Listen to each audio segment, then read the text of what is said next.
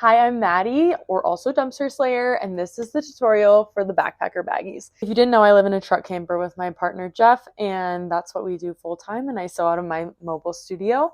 But today we're going to be filming in a house that I'm house sitting, which is super nice. These pants are literally the everything pant. I wear them to yoga class, I wear them biking, I wear them out with friends, I wear them under dresses, I wear them on airplanes, I wear them on the boat, literally everything. It's perfect. I'm so excited to be bringing you the backpacker baggies, and it is the most beginner-friendly sewing pattern ever. A majority of my testers for when I made this pattern had no sewing experience, had never made a garment before, and said that this was like a super easy first garment for them to make, which is exactly what I wanted it to be, so that people can all start feeling encouraged to make their own pants, make their own clothes, and yeah, so this is the perfect pant for everyone. They're meant to sit at mid-rise pants. They have a drop crotch, an elastic waist, and a cinch at the bottom. If you don't want the cinch, you don't have to add it. And they have two giant wide pockets on the side. You also don't have to add the pockets if you don't want to. A couple of things I want to go over. One, the at-home print file is made for A4 and standard US letter paper, so it should be compatible with all kinds of at-home printers, not just in the US. And it also is 85 cents to print it at the library. It's only 16 pages, which was very on purpose so that you wouldn't have to add too many printing costs. If you don't have a printer, I don't have a printer, so I got you. A large format PDF file can be used at a copy shop if you give them it on a flash drive, or I think you can email people that if you want to print it out in full scale. You can also use that to use projector sewing. It's not one of the mirrored ones because I don't have Adobe Acrobat and I have no way to test Adobe Acrobat, so I had no idea how to do that. But I did read online you can use the large format file. It's just not mirrored. So you could take that image, I think, and flip it, or just flip your fabric upside down. And that can work for a projector file if that's your jam. I recommend lightweight fabrics like cotton, linen. I also have used like hiking pant material from Patchwork Hiking Pants like nylon and polyester. It's really up to whatever you'd like. I've made these pants in so many different ways with so many different things. I'm actually doing this tutorial with denim, and as you'll see at the end, I had to add a drawstring waist because the material was just so heavy. You're gonna need obviously some standard sewing equipment, scissors, clips, pins, sewing machine, elastic, paracord, cord lock, and fabric. Thanks for supporting me. This is really cool, and I'm really excited. This is my first sewing pattern. This is my first YouTube video. This is like a lot of firsts for me, which has been really exciting because it was a little bit out of my comfort zone. And I really love the idea that like so many people get to create from something that I created without having that financial barrier, because handmade clothes are expensive. And so if you can make your own, that's awesome. Okay, I'm all done yapping. Let's make the backpacker baggies.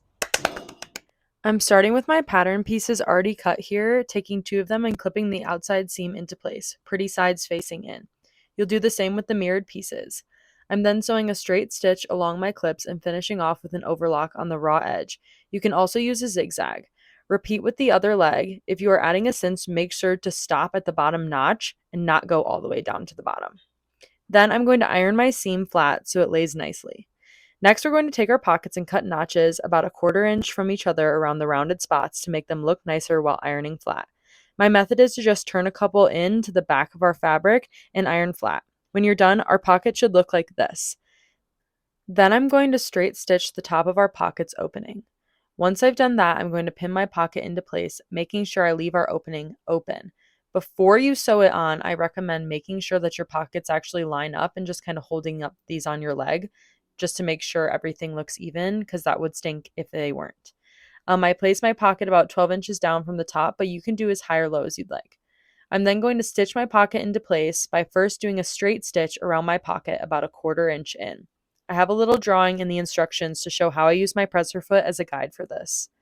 I then stitch around my pocket again on the very edge of where my pocket meets the pant fabric.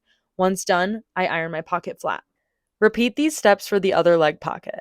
Next, I'm clipping my crotch together. This is the top seam that lines up with your butt crack. Sorry that's not professional, but it universally makes sense. It should look like this when we are ready to sew. We're then going to straight stitch and overlock or zigzag where we had clipped. Once you've sewn, you're going to do this move to reveal a pant-like shape. We're now going to clip our inseam together. I recommend clipping where your crotch lines up first, then moving down both legs from there. When you're ready to sew, it'll look like this and will be straight stitching along your pins and then finishing with that overlock stitch again. Next, we're going to stitch on our elastic. This is my method of choice, but if you prefer feeding it through a tube at the top, have at it. I first create a loop, make sure it isn't twisted, and then I take some scrap fabric and wrap it around the overlapped elastic. I then do a box X stitch over the enclosed elastic to make this pretty finish. Next, I take my loop around the waist of my pants, make sure they're still inside out. I then take my elastic and stretch it while simultaneously grabbing the fabric. I then clip into place. This creates even bunching around my pants and ensures I have all of the fabric before sewing. Once clipped, I stitch into place by pulling the elastic like this so the fabric is flat while going through the machine. I then fold over my waistband to the inside of the pants and use the same method to stitch into place. Make sure your stitch width is at the highest it can go.